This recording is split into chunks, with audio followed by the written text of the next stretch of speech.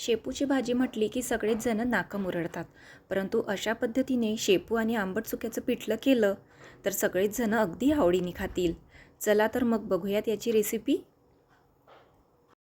इथे आपण एक छोटी गड्डी शेपूची आणि त्यापेक्षा अगदी कमी म्हणजे निम्म्यात आंबट चुका घ्यायचा आहे.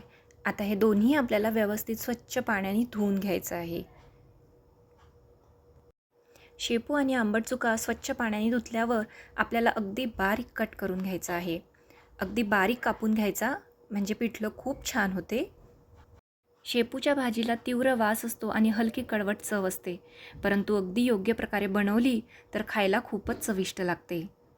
आणि आपण याच्या सोबतीला आंबट चुका घालणार आहोत, त्यामुळे याची चव आणखीनच वाढणार आहे. तर अशा पद्धतीने आपण शेपू आणि आंबट चुका छान बारीक कट करून घेतला आहे. आता आपल्याला पिठलं बनवण्यासाठी मिरच्या लागणार आहे, तर ते या अशा पद्धतीने आपण कट करून घ्यायच्या, म्हणजे पिठलं छान चटकदार होते आणि चव खूप छान लागते.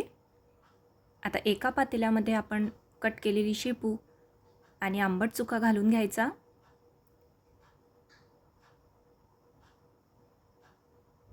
ह्यातच आपण मिरच्या घालून घ्यायच्या आहे. अर्धी वाटी शेंगदाणे घालायचे. पाव वाटी आधीच भिजत घातलेली मुगाची डाळ घालून घ्यायची आणि हे सर्व साहित्य भिजेल इतपत यात पाणी घालायचं आणि हे आता आपल्याला छान उकळून घ्यायचं आहे.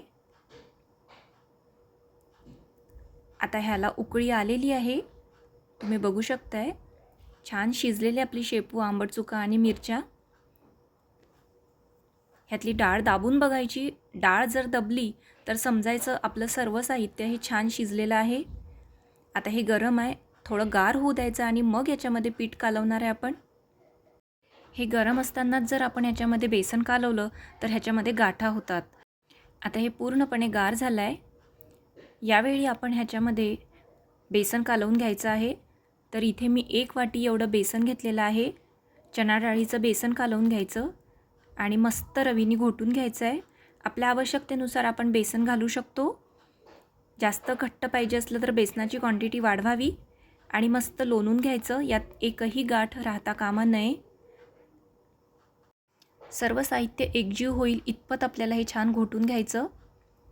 आता ह्यावेळी याच्यामध्ये अर्धा चमचा हळद घालायची, म्हणजे पिठल्याला कलर खूप सुंदर येतो. आणि पुन्हा एकदा छान घोटून घ्यायचं. आता हे सर्व मिश्रण एकजीव झाल्यावर आपण पिठल्याला फोडणी देऊन घेऊयात.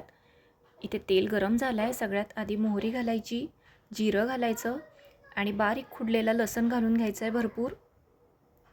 लसूण तेलामध्ये छान गुलाबी होईपर्यंत तळून घ्यायचा.